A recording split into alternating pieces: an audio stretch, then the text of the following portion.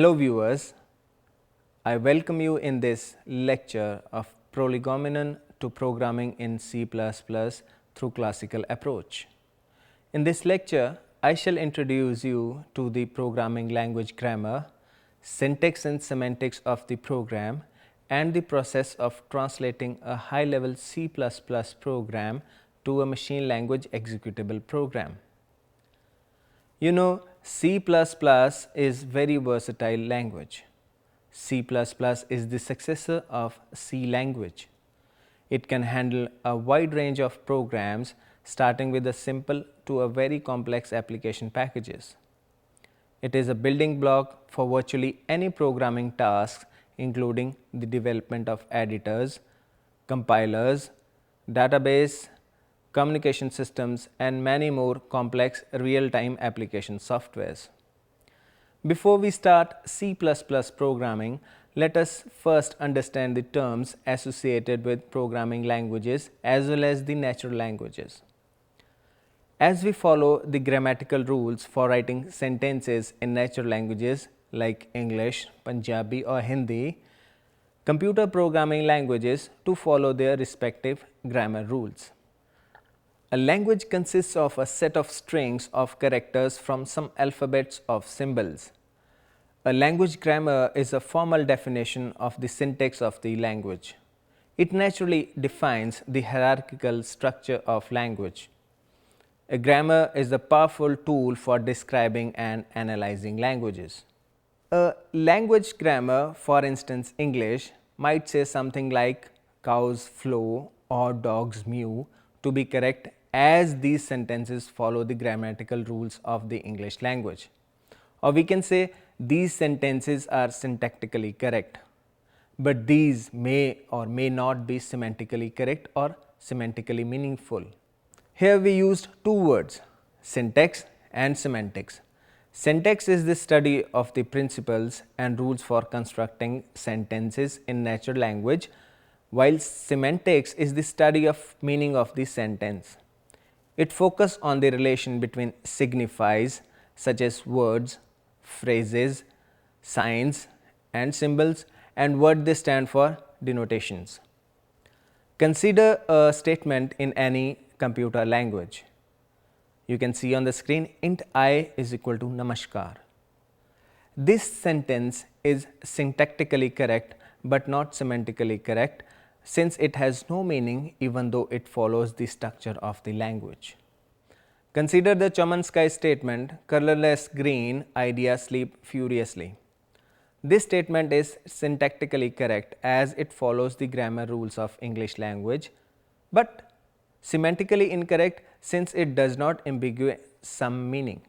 For instance, green color cannot be colorless. While programming, the programmer must follow syntax rules and should always maintain the correct semantics. So, it is the programmer who has to see that the code which he is writing is both syntactically and semantically correct and meaningful. When you program, you spend significant time trying to understand the task you are trying to automate. We can describe the process of developing a program as having four stages.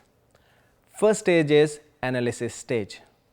In this stage, the programmer tries to find what's the problem, what is the purpose of developing this program, what does the user want, what does the user need, what can the user afford, what kind of reliability do we need. The second stage is the design stage. In this, the programmer finds how do we solve the problem, what should be the overall structure of the system, which parts does it consist of, how do these parts communicate with each other, how does the system communicate with its user. The third stage is the programming stage. In this stage, the programmer expresses the solution to the problem, that is the design in the code. The programmer should write the code in a way that meets all constraints, meaning time, space, money, reliability and so on. Make sure that the code is correct and maintainable. The fourth stage is the testing stage. To make sure the system works correctly under all circumstances, testing of the software or the code is required to be systematically testing it out. Programming plus testing is often called implementation stage. One important thing to note is that these stages of development are not independent and do not occur strictly in sequence. We typically start with analysis, but feedback from testing can help improve the programming problems. With getting the program working might indicate a problem with the design, and working with the design may suggest aspect of the problem that hereto had been overlooked in analysis.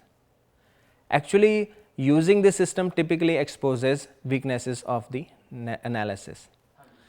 The crucial concept here is the feedback. We learn from experience and modify our behavior based on what we learn. That's essential for effective software development. For a large project, we don't know everything about the problem and its solution before we start. We can try out ideas and get feedback by programming, but in earlier stages of development, it is easier to get feedback by writing down design ideas, trying out those design ideas and using scenario on friends. Programming is part practical, part theory. If you are just practical, you will produce non-scalable, unmaintainable hacks. If you are just theoretical, you will produce unusable, affordable or unaffordable toys. Programming is part practical, part theory. If you are just practical, you will produce non-scalable, unmaintainable hacks. If you are just theoretical, you will produce unusable or unaffordable toys. Programming with C++ can be classified into two categories. First one is the classical approach, that is programming methodology prior to standardization of C++ in 1998. Second approach is ANSI C++ programming approach, that is from 1998 onwards. First, in this program, we shall be looking at the classical approach. Let us begin with the simple program that will print a string of character on the computer monitor screen. This program shall print Namaskar to all on the computer screen. This simple program demonstrates several C++ features. Like C, its predecessor, a C++ program is collection of functions. Think of the text as a set of instructions that are given to the computer to execute. Every C++ program must have a function main to tell it where to start executing. Like C, the C++ statements terminate with semicolon. In our program, we also started with int main. Here all programs start by executing the function main. A function has four parts. First, a return type. This specifies what kind of result the function will return to whoever asked for it to be executed. Second is name of the function. Third is a parameter list enclosed in the parentheses. Fourth is a function body enclosed in a set of curly braces. The function body lists the action that the function is to be performed, and these are called statements. In C++, main function by default returns an integer type value to the operating system. Therefore, every main in C++ should end with a return 0 statement, otherwise a warning or an error might occur. Since the main returns integer type value, return type for main is explicitly specified as integer. A 0 returned by main indicates the program terminated successfully. Main function without type and return will run with a warning. The first line of the program is a comment. Comments are written to describe what the program is intended to do and to provide information useful for humans that cannot be directly expressed in code. The person most likely to benefit from the comments in this code is the programmer. When the programmer comes back to that code next day or next week or next month or next year and have forgotten exactly why he has written the code that way, the documentation in the program will make him understand about it. C++ introduces a new comment symbol, that is double slash. The double slash command is basically a single line comment that starts with double slash and terminates at the end of the line. It is useful for a human reader depicting what the program is supposed to do. It makes a program readable to other programmers. The multi-line double slash command can be written as double slash, this is an experiment, again the next line double slash of multi-line double slash comments. C++ completely adheres to the C comment symbol. The C comment symbol starts with slash star and end with star slash are still valid and are much more suitable for multi-line comment. The multi-line comment begins with the single slash followed by a star and terminates with a star followed by a single slash. Whatever is written in between these two is ignored by the compiler. A program is written for two audiences. The program is written for computers to execute. The programmers are another audience for the programs who spend long hours reading and modifying the codes in the program. So, writing a program is also a form of human to human communication. If the programmer or the coder doesn't find the code reasonably easy to understand, the code is unlikely to ever become correct. So, please don't forget, do all to make your program readable. The comments are for the benefit of the human readers only. The computer doesn't look at the text in the comments. However, there is a limitation of using comments in between the statements. The double slash comments cannot be inserted in the text of a programming line. Neither the double slash comments nor the slash star comment symbols is used in a manner as shown on the screen. The next line is an include directive. It is shown on the screen. A file included using include usually has a suffix .h and is called header or header file. The include directive instructs the preprocessor to include the contents of the iostream.h file to the program. The iostream.h header contains declaration for the identifier cout and the operator insertion. The header file iostream should be included at the beginning of all the program that uses input-output statements. We must include the appropriate header files depending upon the contents of the program and implementation. We shall be discussing other header files when we encounter their usage. The next statement to encounter is on the screen. The name cout refers to a standard output stream and is abbreviation of character output stream. This line actually produces the output. It prints the character namaskar to all followed by the new line. That is, after writing namaskar to all, the cursor is placed in the next line. The slash n is a special character indicating a new line. In C++, string literals are delimited by double quotes. The double greater than sign is called the insertion or put to operator. It inserts the contents of the variable on its right to the object on its left. The operator is the bitwise left shift operator and can still be used for this purpose. This is an example of how one operator can be used for different purposes depending upon the context.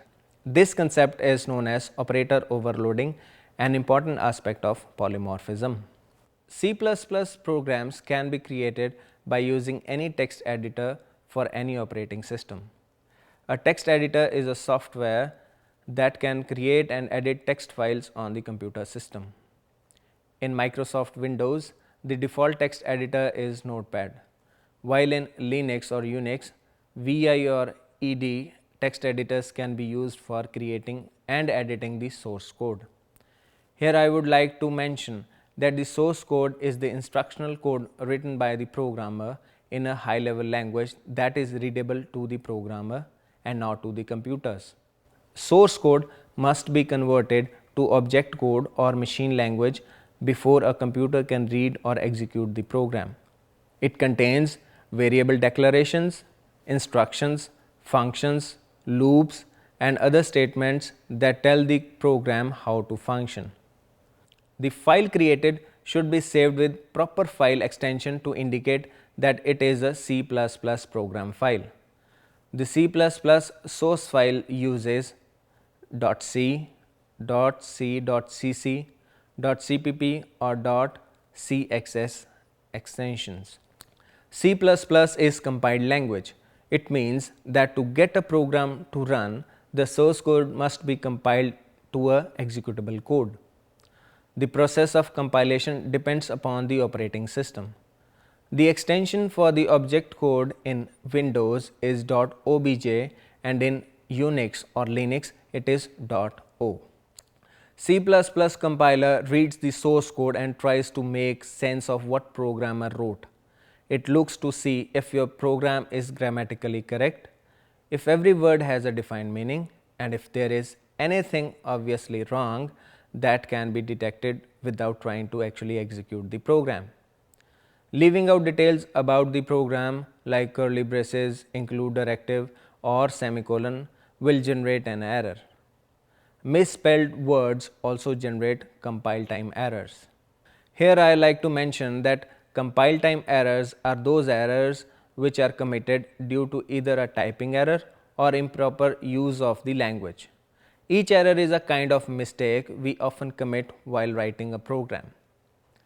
In first example displayed on the screen, we can see that include directive is missing. Another example on the screen shows that the compiler objects to the misspelled words. Similarly, if the statement is not terminated with a semicolon or something which compiler does not able to identify, will get the compilation error or compile time error. When the compiler gives an error, the object code is not produced from the source code. It means that something is not right with the program, that is, whatever you have written isn't precisely defined by the C++ standards. Now the question comes, how to compile C++ programs? On Unix operating system, the cc uppercase cc command is used to compile the program in C++, while lowercase cc command is used to compile C programs. The command for compiling the C++ program is shown on the screen.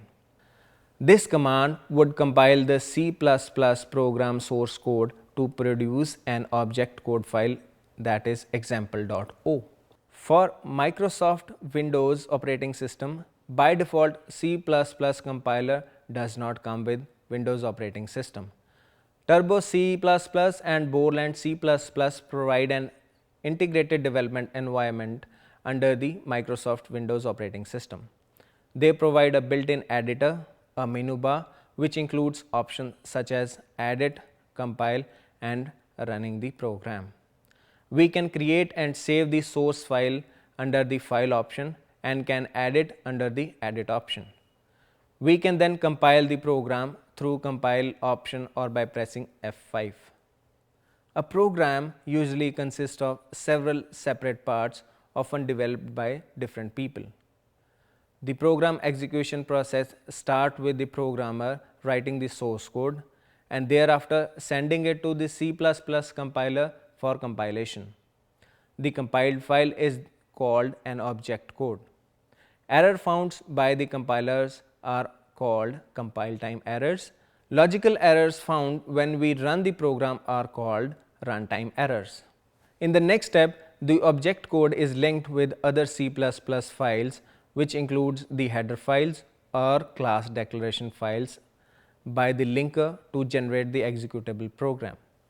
An error found by a linker is called link time error.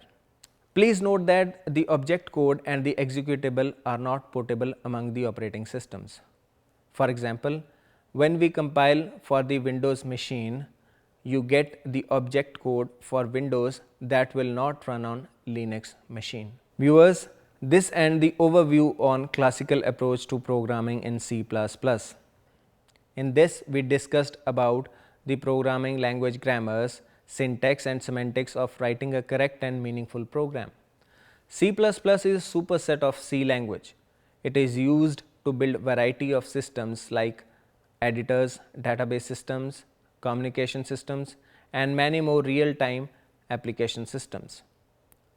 Following the classical approach, we wrote a program that prints Namaskar to all on the computer screen and discussed one by one all the C++ statements used in that program. The execution of all the C++ programs start with main function and ends with a return statement. Main is by default integer type. C++ support interactive input and output features. It not only supports its own new symbols but also of C. Header file iostream.h should be included at the beginning of all the programs that uses input-output stream. Cout is abbreviation of character output stream. We also saw the overloading of insertion operator. C++ programs can be created using any text editor. A C++ compiler and object code linker is required to convert source code to an executable file. Compilation process is not portable. Mind it, when compiled on Windows, we get the object code for Windows that will not run on Linux machine. In the next program, we shall discuss the modern approach, that is ANSI approach to programming in C++. Thanks for watching this program.